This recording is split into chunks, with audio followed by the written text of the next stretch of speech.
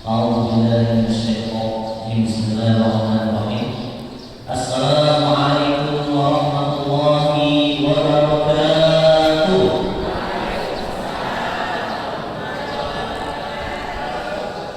Alhamdulillah Rabbil Alamin. Banyak-banyak kita bersyukur kepada Allah Bapak Ibu sekalian atas segala limpahan rahmat dan karunia yang Allah berikan kepada kita.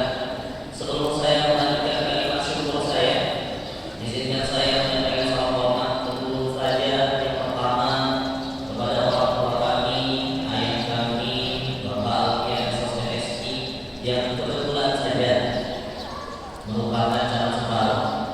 Walaupun beliau bukan calon separuh, kalau beliau hadir di pengajian saya, insya Allah tetap menjadi perkara saya sendiri. Yang mudah-mudahan selalu dijaga sama Allah, diberikan kekuatan dalam menjalankan keimanan dan ketakwaan, dan mudah-mudahan saya selalu berdoa. Mudah-mudahan setiap materi yang kami bawakan, setiap kebaikan yang sampai kepada umat, setiap huruf yang kami baca dan hafalkan dari Al-Quran selalu mengalir kepada kedua orang tua kami. Mohon doa Bapak Ibu ya. Kemudian tidak lupa juga kami sampaikan hormat kami kepada Bapak anggota DPRD Kabupaten Sambas beserta juga Bapak Kepala Puskesmas dari kami yang hadir. Kemudian perwakilan dari Kapolsek atau yang mewakili dan dari Dinas Kebudayaan Kecamatan Separuh serta para pejabat-pejabat yang mungkin kami mohon izin tidak bisa sebutkan satu persatu karena keterbatasan pengetahuan dan ilmu kami dan keterbatasan kenalan kami dengan nama-nama Bapak Ibu sekalian. Kemudian kami juga ingin mengucapkan hormat dan terima kasih kepada panitia penyelenggara yang berkenan mengundang kami yang merupakan anak didik sebetulnya. Karena saya lahir 2000, jadi guru-guru saya waktu SD masih ngajar sampai sekarang. Jadi mungkin kalau saya sekolahnya di sekolah ibu tolong, mungkin saya murid ibu lah sebetulnya. Jadi saya mohon izin sudah memberikan kesempatan kepada kami untuk menyampaikan sedikit ilmu berbagi sharing Bapak Ibu ya, karena Bapak Ibu kan guru ya. Alhamdulillah kami pun sebetulnya guru Bapak Ibu, cuma bukan di sekolah negeri. Jadi sebelumnya perkenalan juga, nama saya Farid Praita.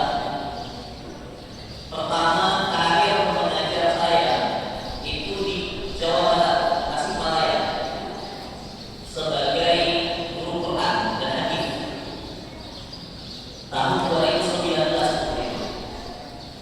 Kemudian di Tasikmalaya itu setelah mengajar diangkat menjadi mudir pimpinan pondok sama guru saya sampai 2021 sampai COVID lebaran kami pulang tidak bisa balik lagi ke Tasikmalaya karena istri saya positif waktu itu.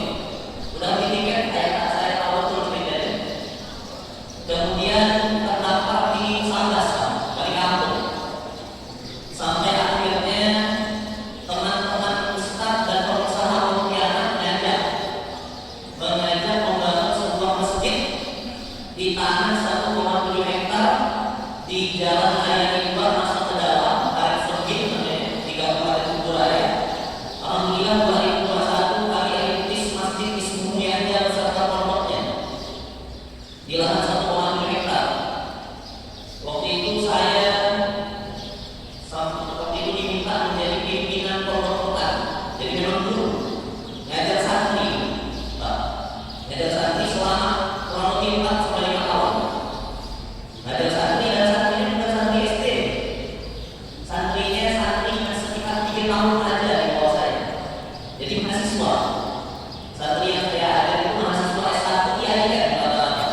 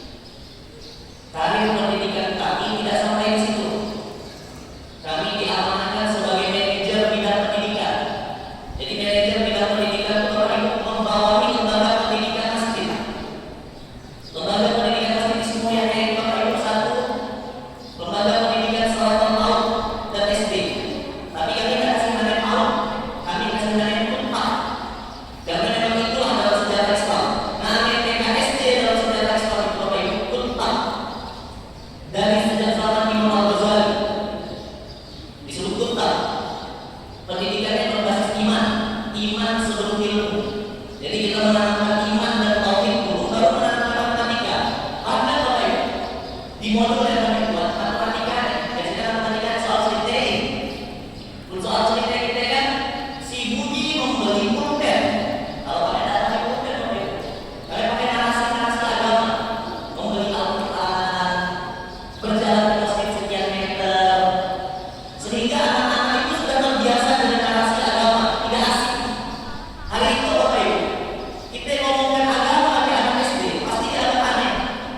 Barat gila, bukan barat gila Bapak Ibu, tapi karena kita menjadikan agama itu asing di telinga anak-anak kita.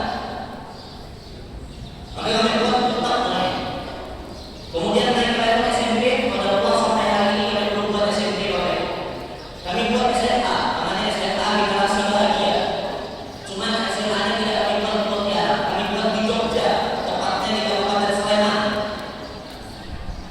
Kemudian alhamdulillah juga hari ini kami sudah bikin kampus Bapak Ibu. Nama kampusnya UMI, Universitas Masjidallah Indonesia. Karena yang letak kampusnya di masjid. Kalau di tempat lain Bapak Ibu, masjid itu fasilitas. Contoh, paling dekat pondok pesantren di sana saya paling besar di Basuni Imron.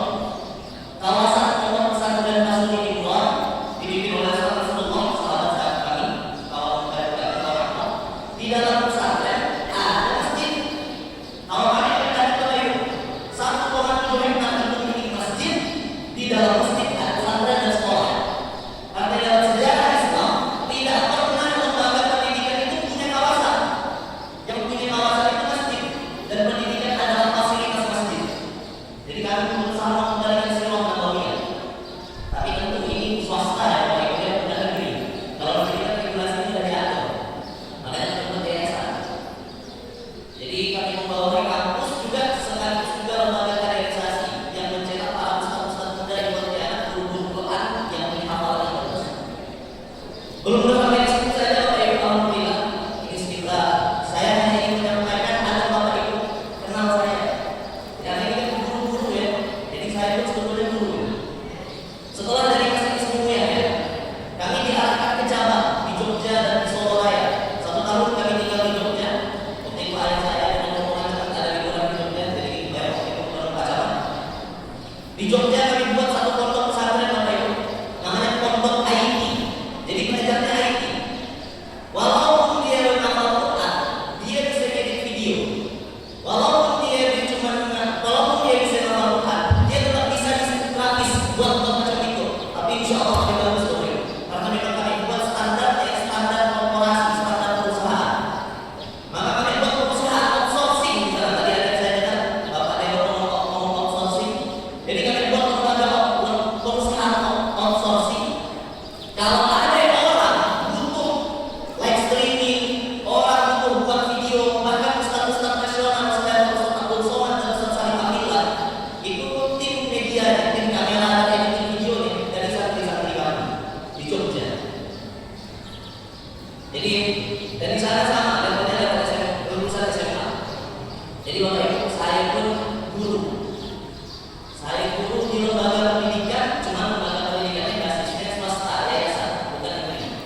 Tapi saya harap apa yang akan saya sampaikan siang hari itu bisa Bapak Ibu ekstra nilai-nilainya, kemudian sebisa mungkin dipraktekkan dalam nilai pendidikan sekolah negeri. Walaupun mungkin pasti tidak bisa semuanya, karena kan sekolah negeri kan sudah punya regulasi tertentu.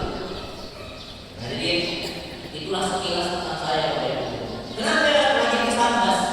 Karena waktu itu memang saya minta pimpinan utama Kiai. Beliau masih minta saya di Pontianak sebetulnya buat kawasan baru cabang. Ada lahan 2 hektar di Pontianak, sudah diserahkan enggak diserahkan ke saya. Cuma saya bilang Pontianak sudah terlalu banyak pesantren Kiai. Pontianak sudah terlalu banyak ustaz. Kalau diizinkan saya dari kampung. Dan tetap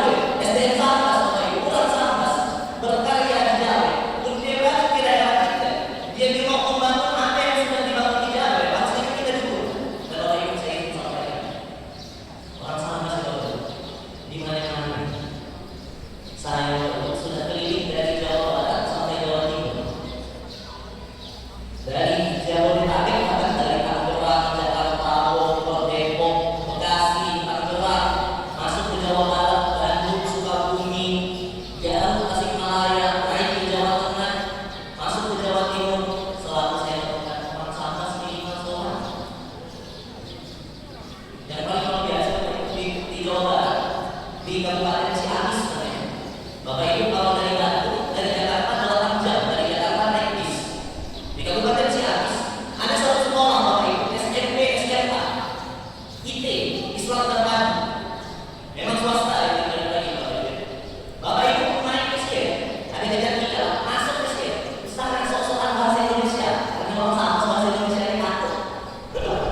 Nama orang kamusnya. Usaha sok-sokan bahasa apa? Mantap-mantap masuk ke pondok pesantren. Demi Allah Bapak Ibu. Masuk bis ya bahasa Salas. Di Jawa Barat. Gurunya 5 orang mengangkat, 3 orang salah tiga, 2 orang sempurna, seorang orang kanan. Bahkan biar kasih yang tinggi kan. Kalau dari mana ya saya? Waktu itu saya sempat ngajar di situ, ngajar Allah Al-Quran. Kalau dari mana ya saya? Saya dari Bekasi Ustaz. Orang Sabas, bukan saya dari Bekasi, saya tahu gitu. Kok bisa bahasa Sabas itu saya? Gimana tadi saya bahasa Sabas Ustaz? Semua orang di Pondok ngomong bahasa Sabas. 13 tahun Bapak-bapak, dari angkatan 1 sampai angkatan 13.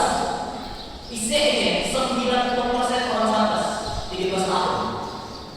Para pendiri-pendirinya Bapak Ibu balik ke kampung, bawa pulang kampung-kampung yang dibawa anak-anak. Bawaannya di Jawa.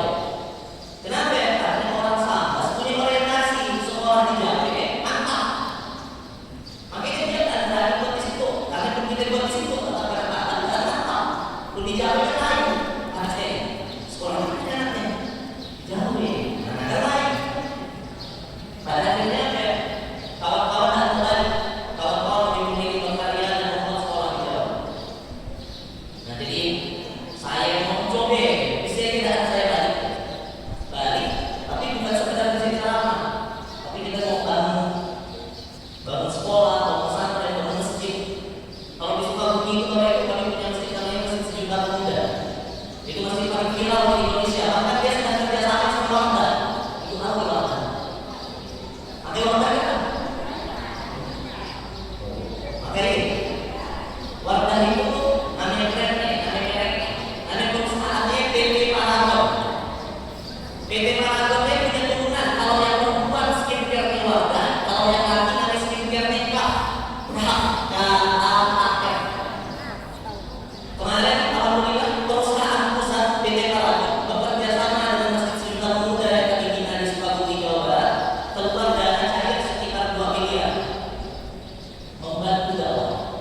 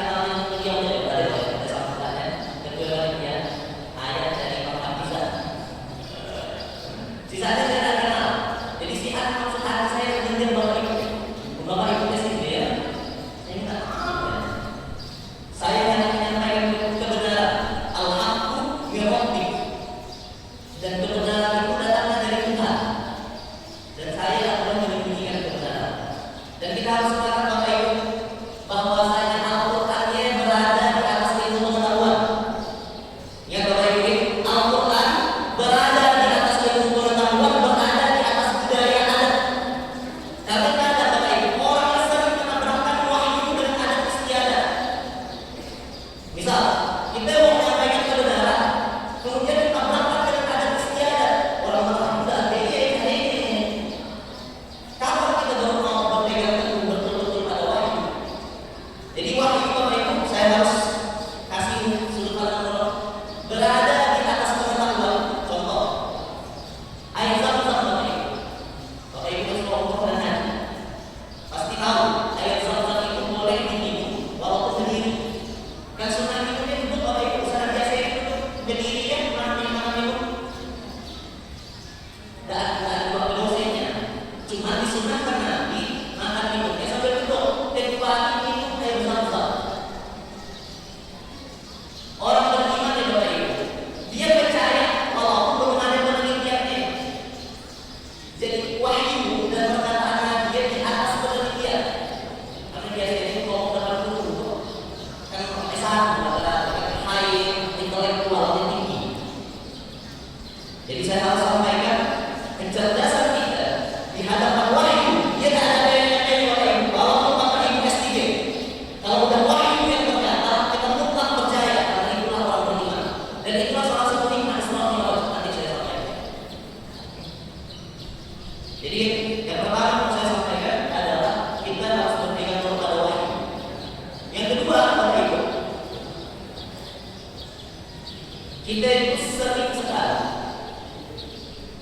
detail urusan dunia, tapi salahnya adalah urusan agama. Contoh Bapak Ibu, Bapak Ibu kalau mengajar matematika kan detail hitungnya, atau Bapak Ibu yang mengajar sejarah IPS, biasanya kan disuruh menghafalkan nanti presiden Indonesia, atau menghafalkan tanggal kemerdekaan, atau menghafalkan Insinyur Soekarno itu punya berapa wakil ketika dia menjadi presiden, Pak Soeharto punya berapa wakil ketika dia menjabat jadi presiden. Nah sekarang saya bertanya pertanyaan saya mau tanya sesuatu. Pertanyaan saya, Nabi Muhammad itu punya berapa istri seumur hidup? Berapa? Berapa? Anak balas? Orang muda anak balas? Gila. Sembilan. Empat jadi itu bukan saya. Itu kan lupa lagi biasa ya Mas ya. Nabi apa? 12. Ada lain? 17. Oke. Ini Bapak Ibu. Kita sering hafal jumlah presiden Indonesia. Soekarno, Soeharto, Pak Habibie, Gus Dur. Pak Gus Dur siapa Bu? Buya Wati Soekarno Putri kita ya. Susilo Bambang Yudhoyono. Ya. Pak Jokowi gitu ya. Pak Prabowo. Kita hafal. Itu baru mungkin ada. Baru mungkin ada. Istri Nabi ya Bapak Ibu. Ada 11. Baru berapa? Istri Nabi ya Bapak Ibu ada 11. Tapi di dalam sejarah para ulama mengatakan istri Nabi itu 11 plus 1. 11 tambah 1. Enggak. Saya tidak pakai sama dengan 11 plus 1. Saya tidak minta sama dengan karena kalau sama dengan dalam ilmu aljabar 11 A ditambah B bisa kita dijadikan 12 AB dan bisa. Saya itu sekolah negeri itu apa ya? Saya kalau kuliahnya kedokteran ada ayah saya. Cuma saya tak lama lebih memilih untuk belajar Al-Quran. Saya mau kimia sampai OSN kimia sampai 3 provinsi. Ya, jadi 11 A ditambah 1 B dan di sini 12 AB. Jadi istri Nabi itu Bapak Ibu 11 plus 1. 11 yang merupakan istri yang tertahan. Saya terima nikahnya. Satunya siapa? Satunya disebut Ummul Walad. Nabi Bapak Ibu punya budak. Budak. Karena membantu rumah tangga dia. Tapi di dalam Islam budak itu boleh digauli. Di dalam Quran surah Al-Mu'minun. Walladzina hum li furujihim hafizun. Dan orang-orang yang beriman itu menjaga kemaluannya illa kecuali ala azwajihim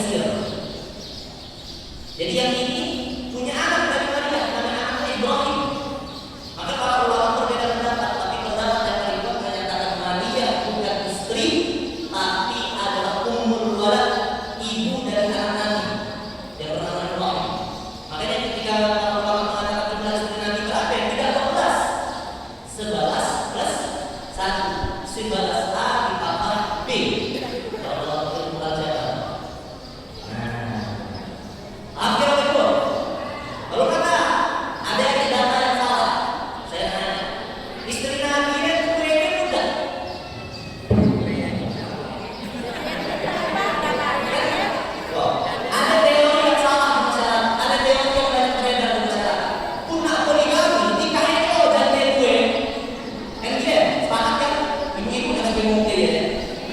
Iya.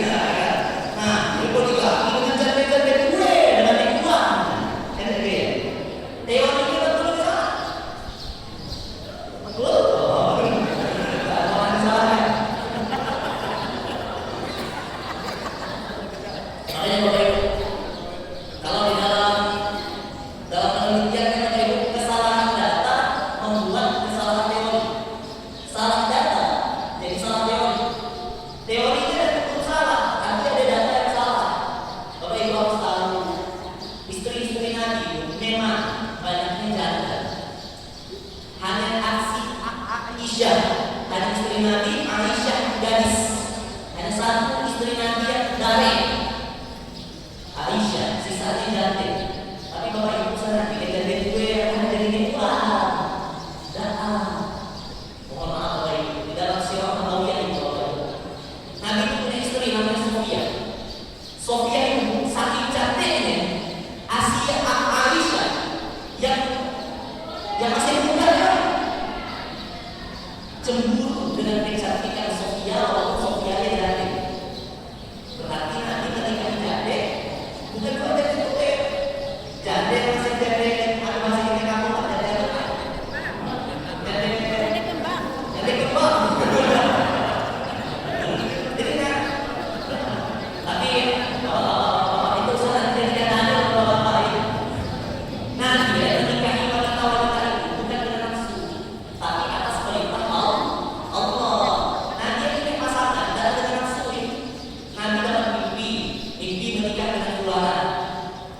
Contoh menikahi Sofia yang Bapak Ibu, orang Yahudi, musuh Nabi, ayahnya dia musuh Nabi, ayah Sofia, mertua Nabi ya, ayah Sofia, musuh Nabi. Tapi ketika Sofia ditahan, dijadikan tawanan perang, Sofia yang bermimpi dia duduk di atas tempat tidur, kemudian bulannya jatuh ke pangkuan. Diceritakan kepada Rasulullah, ya Rasulullah, saya semalam bermimpi bulan jatuh ke pangkuan. Kemudian Rasulullah mengatakan kepada Sofia, itu tanda dari Allah bahwasanya Allah ingin aku menjadi suami. Jadi menikah. Bapak, Ibu, Bapak, sana kalau mimpi bulan Bapak Ibu sana juga anak berpikir gitu ya Bapak Ibu. Bapak bukan Nabi. Mimpi Nabi ya Bapak Ibu, wahyu, mimpi Nabi ya ilham, petunjuk, mimpi kita lalu tentu. Ya, Bapak Ibu ya, mimpi Nabi ya insya Allah pasti benar. Mimpi kita lalu tentu. Maklumlah kita baca doa itu ada 4. Ada yang mimpi wahyu. Jadi ini yang mau saya sampaikan dulu sebagai mukadimah. Kita harus paham betul bahwasanya wahyu di atas pengetahuan. Dan kebanyakan orang kuat-kuat belajar ilmu dunia, Bapak Ibu, sampai dia hafal rumus kimia, sampai dia hafal golongan unsur dalam kimia, sampai dia hafal rumus fisika. Tapi pada saat kita coba tanya berapa di kelas nanti, beda-beda berapa Bapak Ibu? Nah inilah yang disebutkan di dalam Al-Quran Bapak Ibu. Saya ingin bacakan satu ayat di dalam Al-Quran surah Ar-Rum. A'udzubillahi minasyaitonir rajim.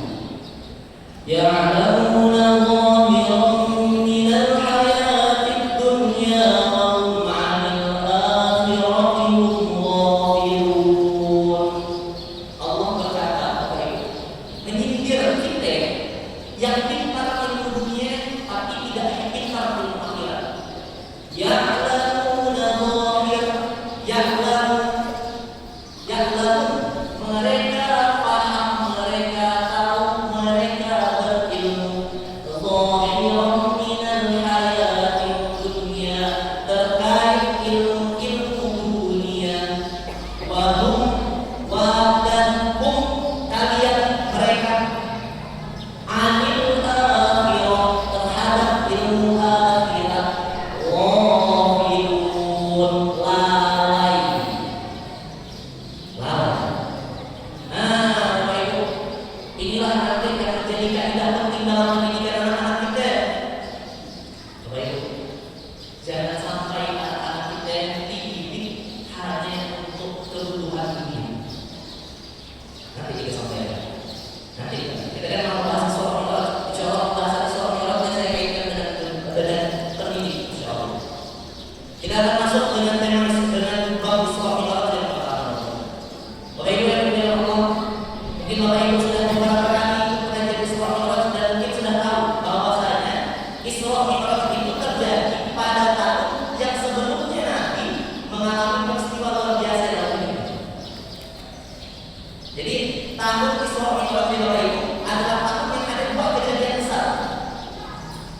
Kejadian besar sebelum Isra Mi'raj itu disebut ada yang tahu?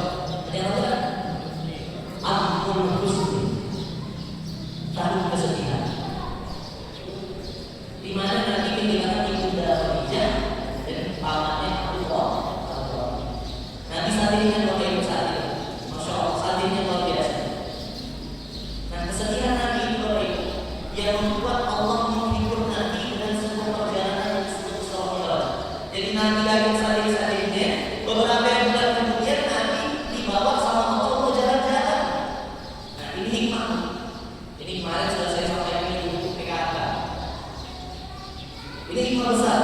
Berarti kalau kita stres, maka obatnya adalah jalan-jalan. Dan ini tidak sekedar jalan-jalan atau kilometer, bukan sekedar jalan-jalan ke jalan-jalan yang mengingat Allah, bukan. Itu jalan-jalan umum. Tidak harus mengingat Allah jalan-jalan. Walaupun jalan-jalan mengingat Allah yang bagusnya, tapi tidak harus ke sana. Nanti ada dalilnya itu. Ya baik. Ketika kita stres, ketika lagi stres ada, nanti dibawa jalan-jalan sama Allah. Dan ini sangat sejalan dengan Quran surat Maryam. Kalau mungkin ada ibu PKK atau ibu PKMT yang tidak pernah dapat pengajian ini, Nabi itu di dalam surah Maryam ayat 23, halaman ketiga di surah Maryam posisinya 8 kanan bagian atas, Allah berfirman kepada Maryam. Ibu kanan Maryam kan? Karena tidak ada Maryam. Maryam deh. Tak kenal, cuma tahu.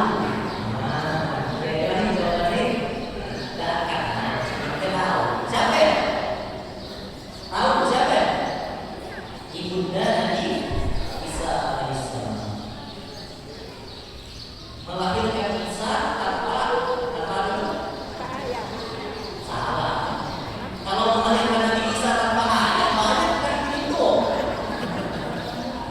Bukan tanpa ayah, betul deh kalimatnya. Melahirkan Nabi Isa tanpa sedikit pun disentuh laki-laki. Jangankan berzina, di satu laki ada kan semua bisa melahirkan Nabi Isa. Tapi kan masyarakat saat itu kan tidak tahu. Yang masyarakat tahu dia tiba-tiba hamil. Berarti waktu itu masyarakat menuduh Maryam sebagai pezina. Kira-kira kita tidak ada berbuat zina, dituduh masyarakat berzina. Saat ini kita ada perempuan dengan dia. Saat ini. Jadi kita ambil kesimpulan Maryam kondisinya Nabi Isa tadi. Dia terbaik di dalam Al-Quran. Allah yang mengatakan kepada Maryam, Ya Maryam, Allah tahzani,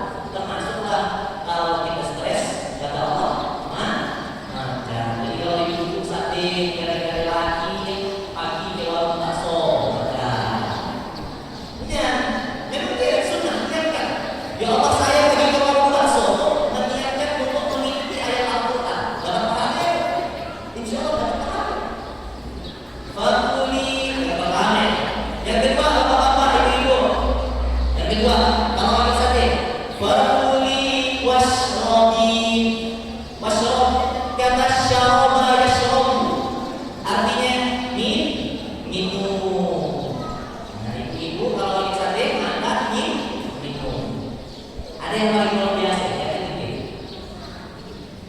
Fakuli washrabi, yang ketiga wa qarri aina. Qarri ainanya artinya itu menyejukkan mata, sejukkan mata. Kira-kira ibu-ibu sejuk mata ini nanti apa? Amas. Nah, ibu saat dipakai amas. Ada apa ya? Bukit. Apa ya? Survei ini kan satu mata ibu mata ibu. Tapi kalau dia kisah mata ibu permainnya dia lakukan kayak ada survei ya. Atau ibu survei lagi mata apa yang baru bagi kesehatan ini. Nanti ibu anaknya ini satu mata. Atau ibu survei jalan-jalan ke pantai. Nah ini hikmah loh itu. Ini itu bukan arahan saya. Dia setelah anak-anak kecepatan masa Al-Quran BDC demi Allah itu ada di dalam Al-Quran ini dan saya bersumpah itu kami dapatkan dari guru-guru kami yang didapatkan dari guru-guru kami dan didapatkan dari guru-gurunya sampai ketemu dengan sahabat ulama tafsir dan Rasulullah. Di dalam Islam itu Bapak Ibu, pendidikan itu penting untuk bersaraf. Di dalam Islam Bapak Ibu, pengetahuan yang didapatkan dari Google dan dari buku tidak sah. Kalau tidak dipaparkan oleh orang yang bersaraf, karena bisa salah tafsir. Makanya kata Imam Syafi'i, barang siapa yang menjadikan buku sebagai gurunya, maka sebenarnya dia telah menjadikan setan sebagai gurunya. Maka penting peran guru dalam kehidupan ini, termasuk dalam belajar ilmu agama. Jadi saya akan membuat tafsir orang Bapak Ibu itu kami dapat dari guru-guru kami. Siapa guru kami yang kami maksud di sini? Yang paling dekat adalah Ustaz Muhammad Razi Al-Ansar, orang Makassar, beliau doktor lulusan Sudan. Beliau menjelaskan ayat ini kepada kami. Nah, ini yang pertama Bapak Ibu. Bayangkan Bapak Ibu, kalau kita bisa paham Al-Quran seperti ini dan kita bisa jelaskan ke anak-anak didik kita. Nah, yang menjadi PR besar kita hari ini para pendidikan adalah Bapak Ibu, menjadikan anak-anak didik kita itu dekat dengan Al-Quran. Bapak Ibu, saya mau tanya, fungsi pendidikan itu artinya saya tidak menanyakan fungsi pendidikan dari sisi dinas pendidikan. Saya mau tanya, Bapak Ibu kan Islam semuanya. Saya mau tanya, fungsi pendidikan di dalam Islam itu apa?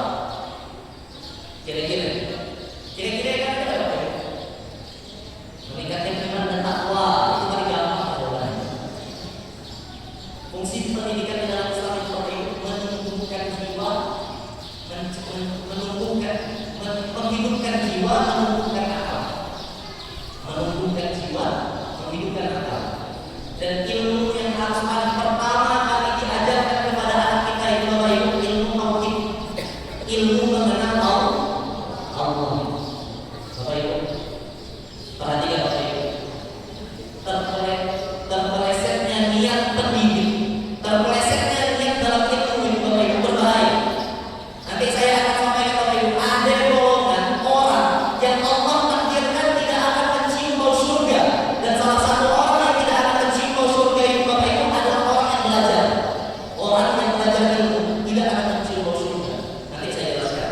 Tapi sebelum ke sana, saya mau sampaikan dulu fungsi pendidikan yang pertama dalam Islam itu Bapak Ibu, menumbuhkan jiwa sang anak agar mengenal Tuhannya.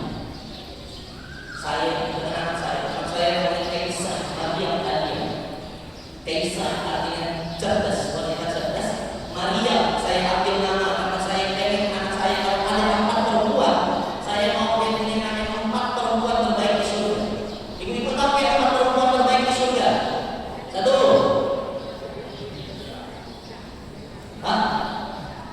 Asia. Satu. Ada beda urutan. 2. Maria. 3. Khadijah. 4. Aisyah. Salah. Ada 4. Fatimah as-Zahra. Jadi ada 4 perempuan terbaik di surga Bapak Ibu. 1. Ibunda Khadijah. 2. Fatimah, anaknya Ibunda Khadijah. 3. Tiga, Maryam. Empat, Asia, istri Fir'aun. Lihat Bapak Ibu, istri Fir'aun adalah istri wanita paling baik di surga. Berarti ibu-ibu kalau belum punya laki dan soleh, tetap istri itu surga. Kalau ada laki dan soleh, istri berdoa mudah-mudahan kita di surga. Amin. Dua di antara yang sudah menikah, dua di antara yang tidak menikah, tidak punya pasangan. Makanya tidak kata para ulama tafsir, Khadijah akan dipasangkan tetap dengan Rasulullah, Fatimah akan dipertemukan dengan Ali bin Abi Thalib karena Ali bin Abi Thalib adalah suaminya di dunia, tapi Maryam dengan Asia. Nah, kalau itu saya nanya, kira-kira di surga ada pernikahan Kristen? Di surga ada sholat Kristen? Di surga ada sholat Kristen? Di dunia ada sholat Kristen? Di surga? Siap, betul. Di surga siap sholat Bapak Ibu. Soleh gimana sholat sampai di surga? Kita sudah selesai ya, amal soleh kita sudah selesai. Di surga siap sholat, siap amal soleh. Satu-satunya ibadah yang ada di surga adalah menikah.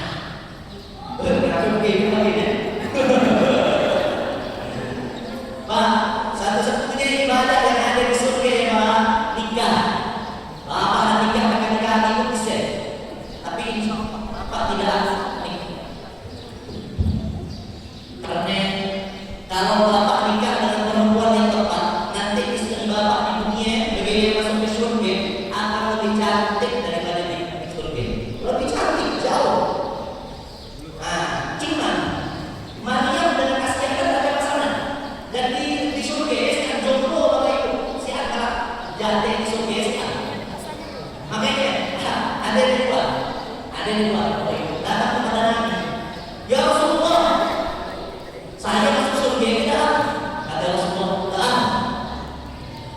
Nangis keluarnya, isuknya datang lagi, ya Rasulullah saya tidak masuk surga. Oh, Nabi bukan di surga si adik keluar dengan si janda. Ibu kan keluar dengan janda, cuman kalau pas masuk surga akan Allah jadikan budak dan akan Allah kasih pasangan. Jadi Maryam kalau di dunia dia tidak punya suami, nanti di surga dia menikah dengan Nabi Muhammad SAW. Begitu juga dengan Asia. Nah, ini Bapak Ibu. Oke, saya izin lanjutkan. Saya punya anak, namanya Kaisah Maryam tadi. Kaisah wanita cerdas, Maryam seperti Maryam, Adia yang mulia.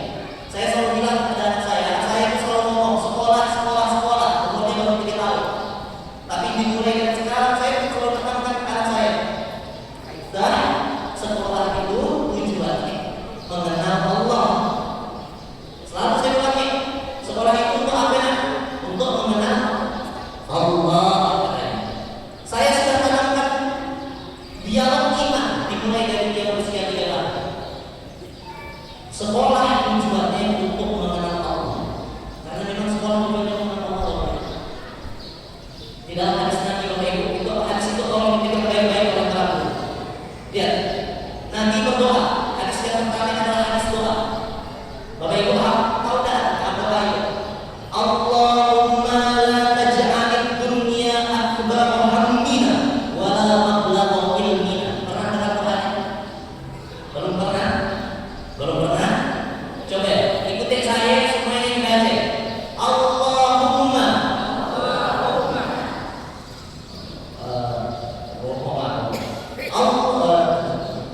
taj'alni ad-dunya akbar hammina wa la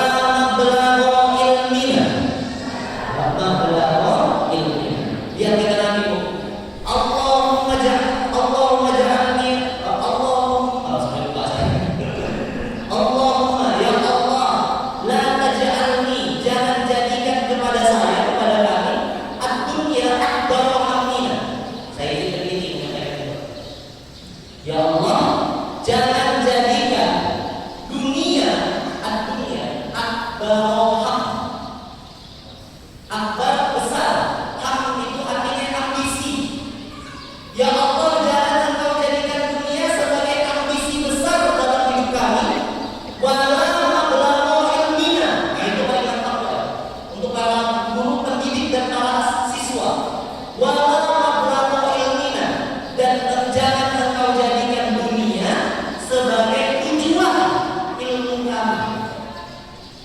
tujuan ilmu kami. Mablagho tujuan ilmina ilmu kami.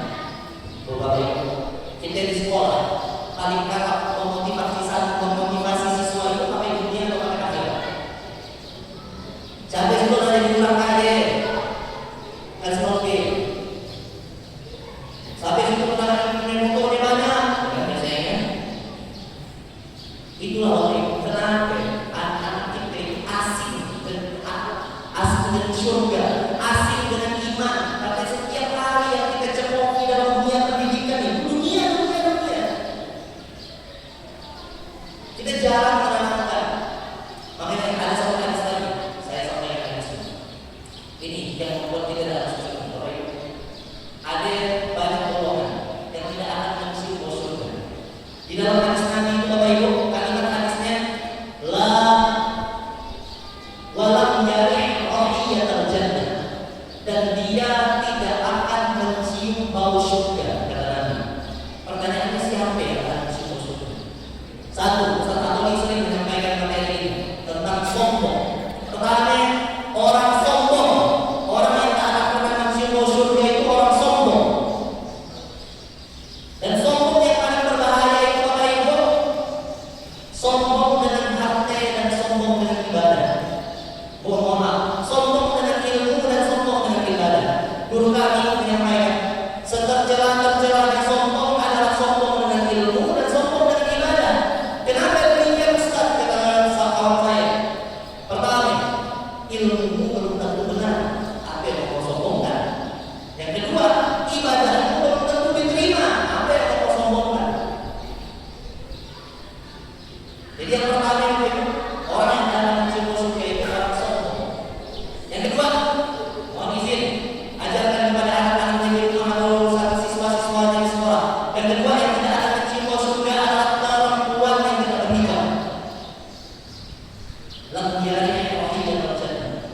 Perempuan yang rambutnya ketelayangan di mana-mana ya. Bagi Bapak Ibu, itu tidak akan mencium surga. Bukan tak akan masuk surga lagi, tak akan mencium surga. Masakan ibu ada kan? Masih keciuman 100 meter dari rumah. Bayangkan, orang tak mencium surga, sejauh apa orang dari surga? Neraka yang paling atas, neraka yang dunia, masih bisa mencium surga. Neraka mana lah yang bisa mencium surga? Bawah itu. Nah, cuma ada yang paling kita tidak sadar. Kata Nabi, man ta'allama ilma yubtagha bihi wajhullah wa la yata'allamahu illa liyusiba bihi afdal min ad-dunya lam yarih rahiyatal jannah. Barang siapa yang menuntut ilmu, kata Nabi, yang harusnya menuntut ilmu itu semakin membuat dia mengenal Allah, tetapi kenyataannya la yata'allamahu, dia menuntut ilmu bukan karena itu. Liyusiba bihi afdal min ad-dunya, yang dia lakukan dari menuntut ilmu adalah untuk mendapatkan sebagian kecil dari dunia. Lam yarih rahiyatal jannah, dia tidak akan pernah mencium surga. Jadi Bapak Ibu, sekolah, saya tadi bahasa saya pakai sudut pandang agama seperti ini. Sekolah itu bisa menjadi neraka ketika sekolah itu sama sekali tidak membuat anak didik mendekatkan diri kepada Allah. Neraka. Bapak Ibu berarti bisa menjadi sebab orang masuk neraka. Makanya lupa, apapun ilmu yang kita ajarkan ke anak, selipkanlah Allah di dalamnya. Paling gampang pelajaran IPA. Pelajaran IPA gampang. Pelajaran hujan. Hujan itu musibah kan? Rahmat. Jadi ketika kita menyelesaikan hujan, itu sama yang anak-anak. Hujan itu rahmat dari Allah. Allah itu turunkan minas sama'i ma'a. Allah turunkan dari langit itu air. Sampai kan ayat-ayatnya. Gampang. Cuma memang kita kan kadang kurang belajar ke arah sana maksudnya. Minas sama'i ma'a. Saya akan tanya lagi. Di dalam Al-Quran ada yang siklus air hujan. Ada Ibu, bagaimana Allah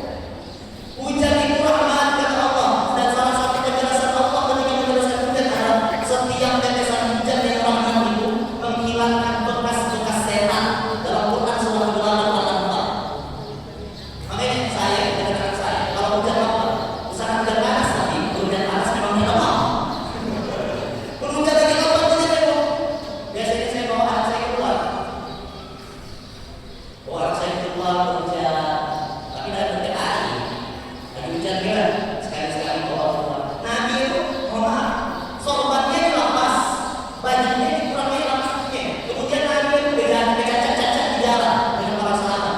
Kemudian para sahabat bertanya, ya Rasulullah, kenapa kamu lepas sorban dan pakaianmu? Rahmat dari Allah. Makanya kalau itu kebiasaan para ulama, ada kebiasaan para ulama. Ulama itu kalau punya barang baru, hujan dibasahin.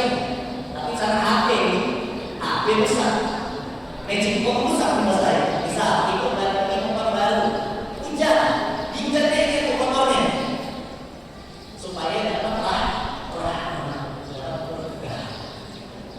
Dan kita harus menjelaskan kenapa.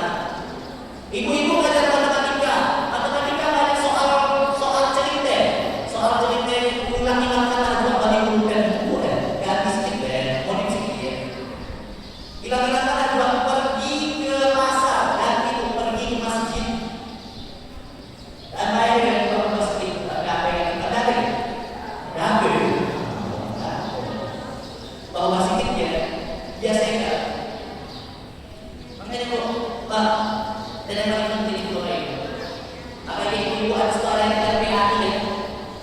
Yang paling penting itu mengajarkan tauhid dan mengajarkan Allah punya kuasa. Contoh ya. Kami punya Tutang. Di Tutang itu ada satu modul yang kami buat satu cerita tentang Tuhan untuk mengajarkan tauhid kepada anak. Lalu kami bawa dia ke kabut yang ada kelapa.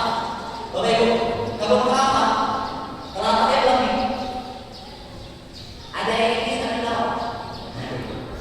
Kalau dengan anak-anak SD itu biasanya kami bilang, nah, coba loncat-loncat, ada airnya enggak? Ada Ustaz. Coba cari bekas orang masuk air, tutup botolnya, cairkan dia. Ada di sini cairkan atau pembukanya untuk masuk air. Jadi siapa yang masuk air? Allah. Wow, memang bisa dijelaskan secara biologi, Win. Cuma kan tadi saya bilang kita menempatkan wahyu di atas permukaan Allah. Nanti bagi ada bahasa sedikit kalau kita jelaskan bagaimana. Sekalipun dijelaskan secara biologi, kita kan harus jelaskan Allah yang punya cara yang hidup dalam ilmu biologi. Contoh lain, cabai.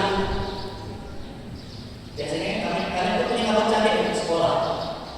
Adalah beberapa yang politik di masa politik.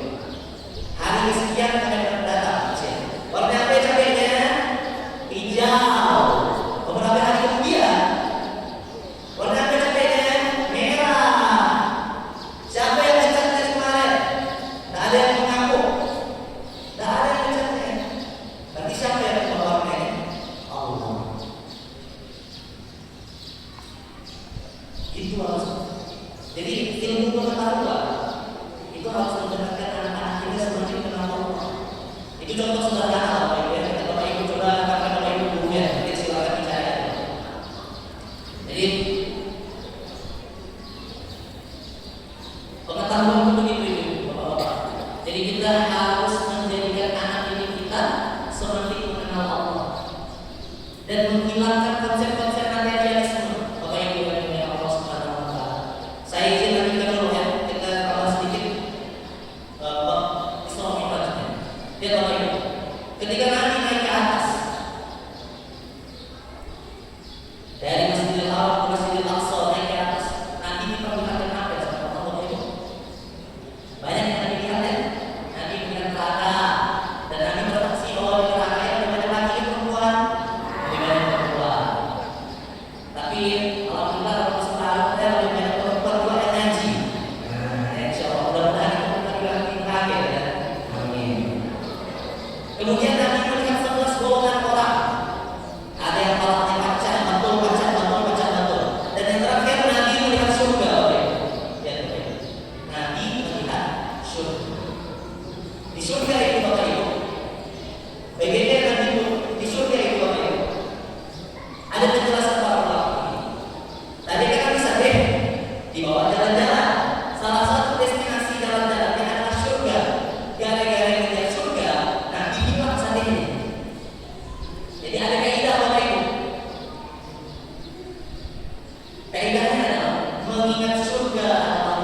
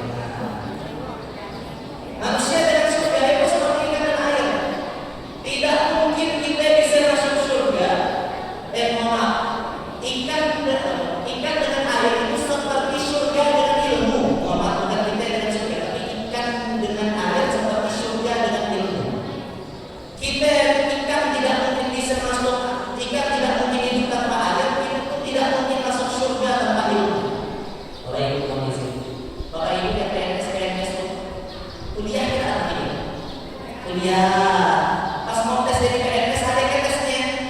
Ada. Bapak ibu ada yang punya anak perawat. Nah, usia anak ada. Misalnya ada perawat yang baru kuliah kan? Baru kuliah. Pun kita nak jadi dokter, baru kuliah dokter kan? Baru kuliah dokter. Pak, anak kita nak buat bengkel, baru kuliah ilmu motor kan? Baru. Nak buka dan jual yang belajar ilmunya. Bapak ibu. Pun kita nak jadi perusahaan BUMN. Ayah saya jadi camat aja perlu ilmunya S2, MSI, perlu ilmu birokrasi. Bapak yang anggota dewan menjadi anggota dewan aja perlu ada ilmunya. Bapak kepala puskesmas untuk jadi kepala puskesmas lebih banyak ilmunya. Selain ilmu kesehatan, berarti harus bisa ilmu manajemen. Kalaulah untuk dunia, kita tahu ilmu. Pertanyaan saya, surga lebih gampang, surga lebih murah dari PNS, surga lebih murah daripada dari PNS gitu. Nah, surga lebih murah lebih mahal daripada dari PNS. Mahal dengan surga lebih mahal sekarang. Kalau saya punya pilih maksudnya berapa? Salah bahasa saya. Nah, gitu. Antara survei lebih tinggi derajatnya kalau dirata derajatnya dengan PNS tinggi. Pun gaji PNS saja kalau belajar berarti masuk survei untuk belajar ilmu. Makanya ibu yang mengajar siswa ajarkan ilmu untuk kita masuk surga. Nah, Bapak Ibu yang punya Allah Subhanahu wa taala. Nah, Bapak Ibu.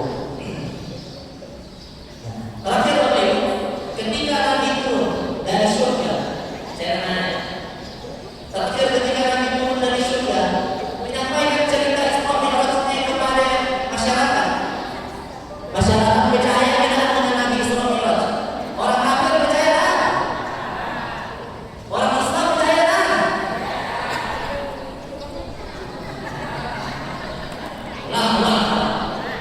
Dan nanti naik Masjidil Aqsa, Masjidil Haram, Masjidil Aqsa naik ke langit dalam waktu 3 sampai 4 jam. Sebagian malam. Mustahil kalau saya ada pesawat, kalau saya ada roket. Begitu turun cerita di masyarakat. Di masyarakat ada dua golongan, orang kafir. Orang kafir percaya tak? Orang beriman, orang Islam?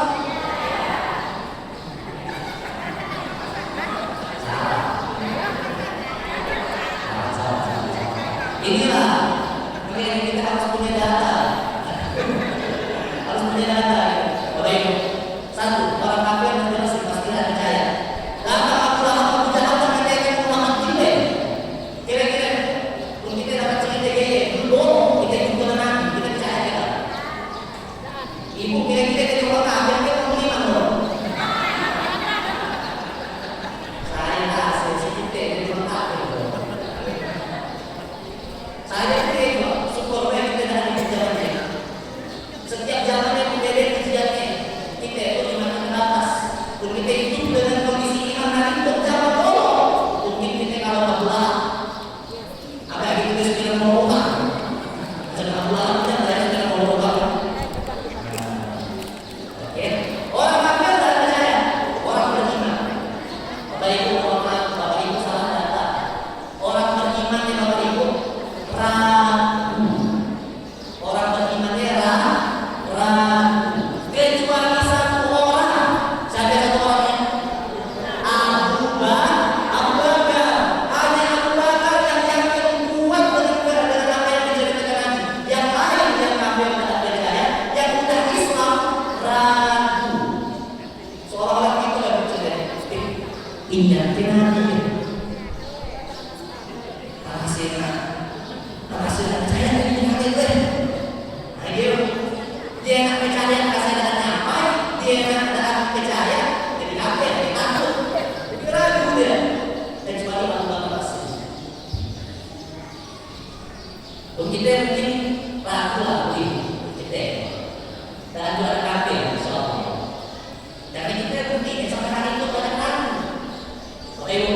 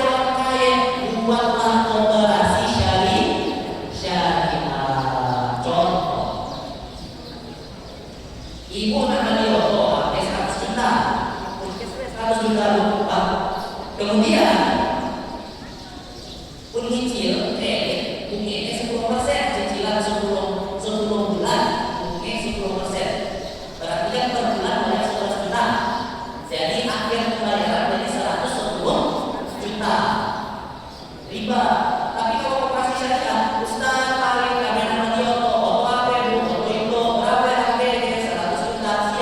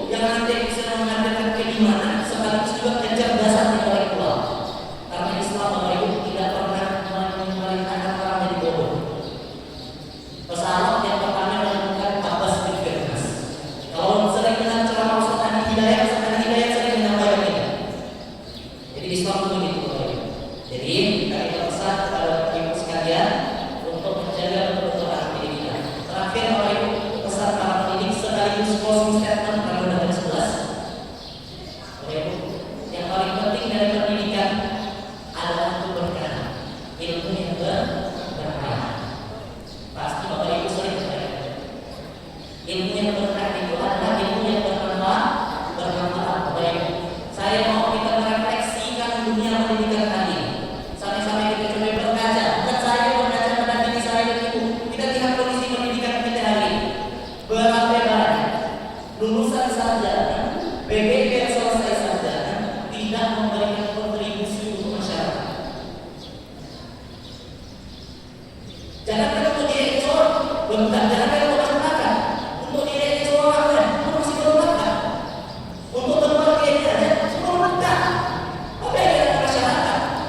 Lebih tinggi aja harusnya tanda berkah itu bukan sekadar dia dan keluarga, tapi masyarakat merasakan perubahan atas hadirnya dia. Berapa banyak S1, balik kampung, sehingga apa yang kemuliaannya. Nah, maka ini biasanya berkaitan dengan keberkahan. Maka bagaimana menghadirkan keberkahan? Tentu Bapak Ibu ajarkan adab.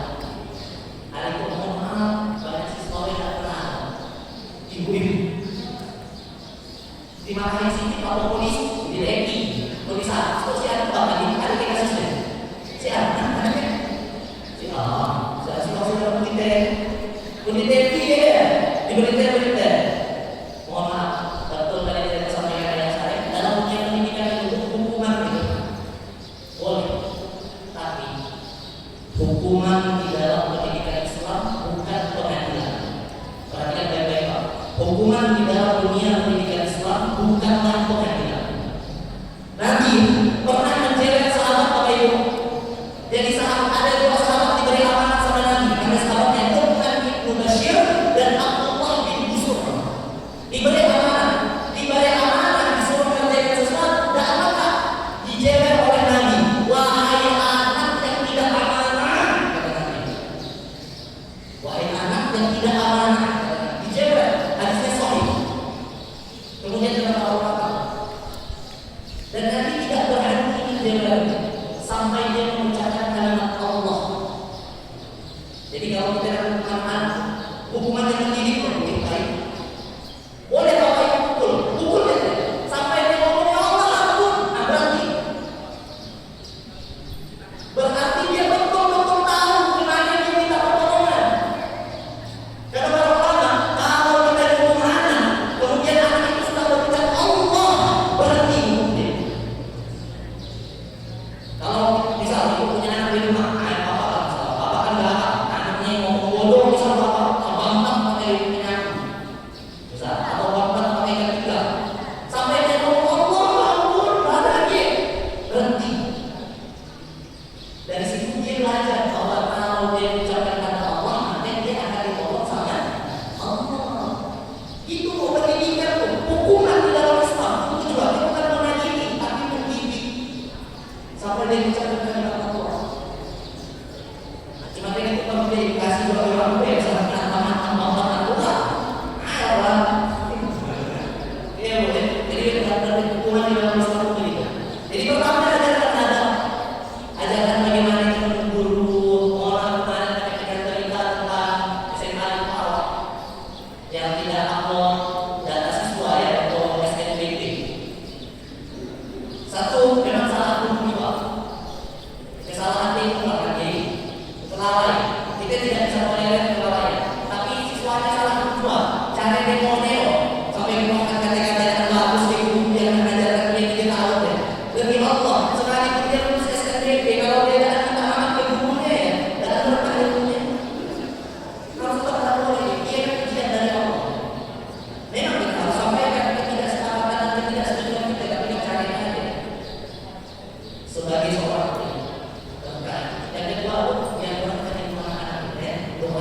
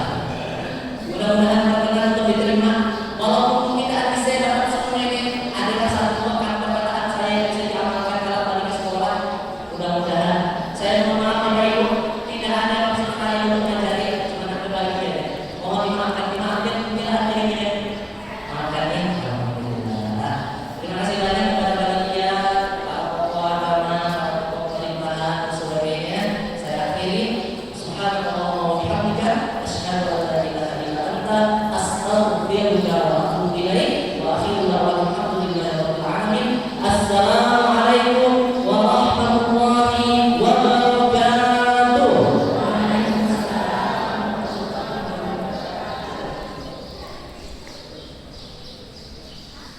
Demikian tadi ceramah agama yang telah kita ikuti bersama.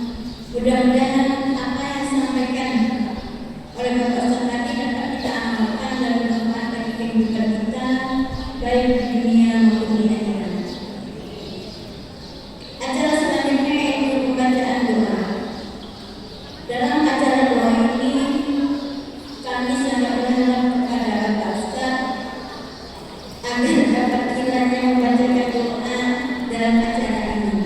Kepada Bapak Ustaz kami persilakan. Kita baca sebentar sebelum kita mengakhiri kegiatan pada siang hari ini. Semoga Allah berkati setiap apa yang kita lakukan. Alhamdulillah minasyaitonir rajim. Bismillahirrahmanirrahim.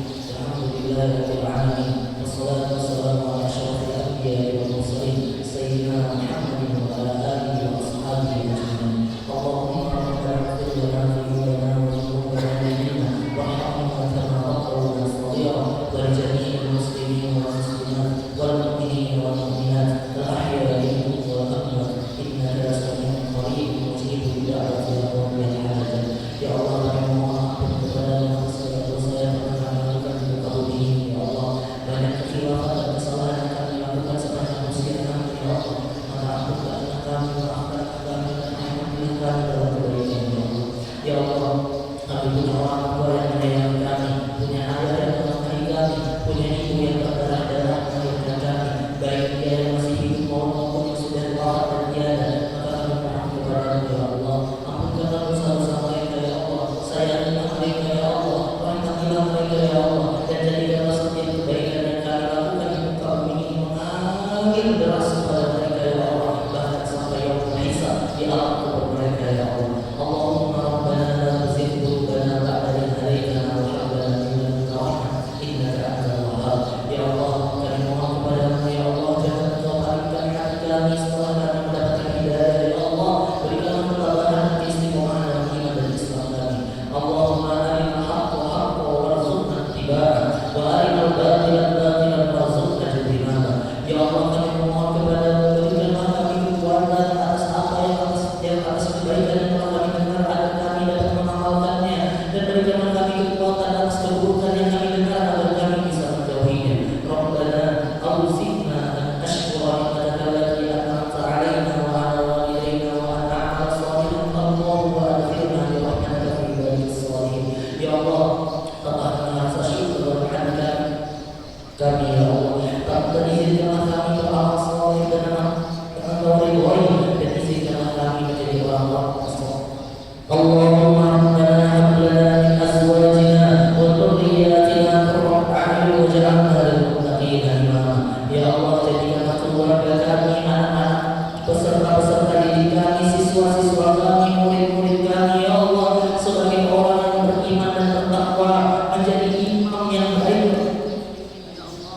Izinkanlah mereka untuk menjadi pemimpin bagi generasi yang ampunkanlah dosa-dosa mereka, yakinlah mereka dan bantulah mereka. Rabbana atina fid dunya hasanah wa fil akhirati hasanah wa qina adzabannar walhamdulillahi rabbil alamin.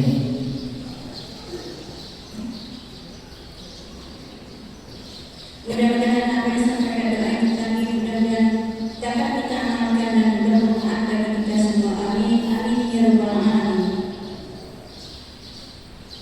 Acara selanjutnya itu acara penutup. Di dalam acara penutup ini adalah kita sama-sama membaca Alhamdulillah.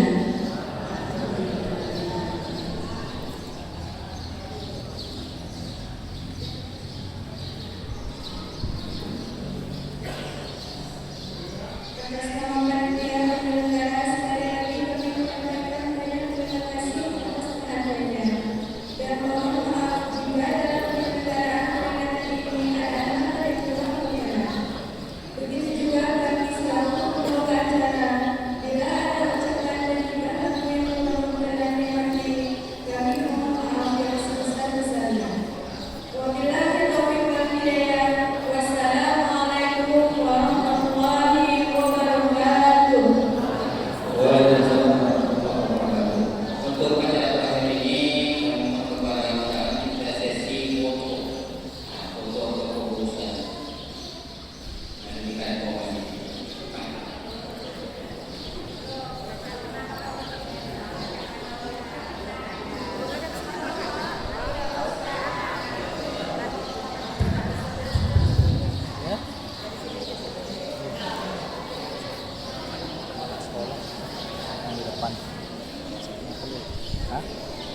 makan sih.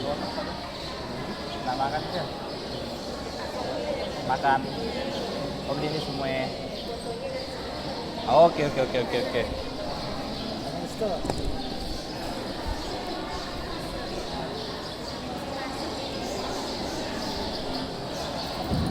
Baik, Bapak Ibu, dimohon untuk berdiri menghadap. Silakan berdiri Bapak Ibu. Yang bapaknya ada terlambat. Halo, Bapak. Kami jelas. Iya, ada.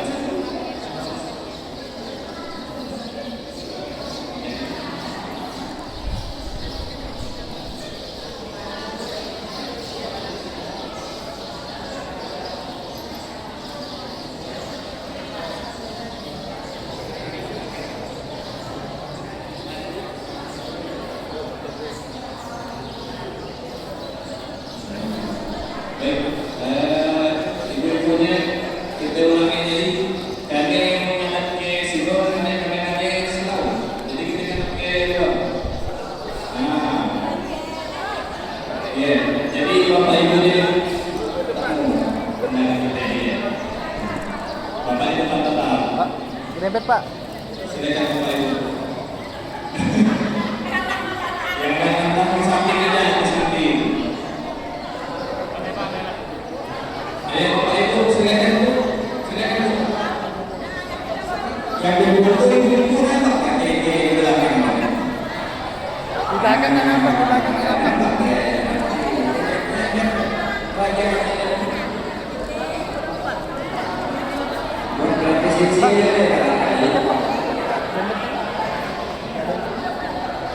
Bukan kali ini di bawah sini. Jongkok. Nah.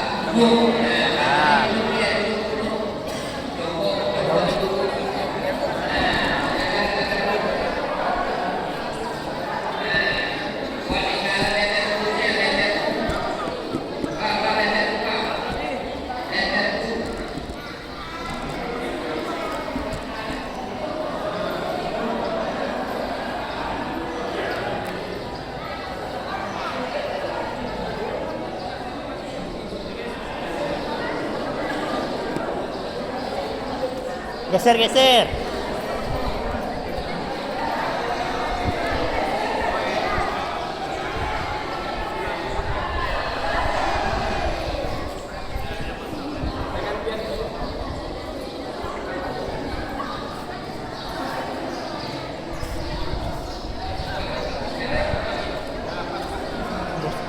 Sampai banget. Siap. 1, 2, 3. Siap. 1, 2, 3. Saya bebas.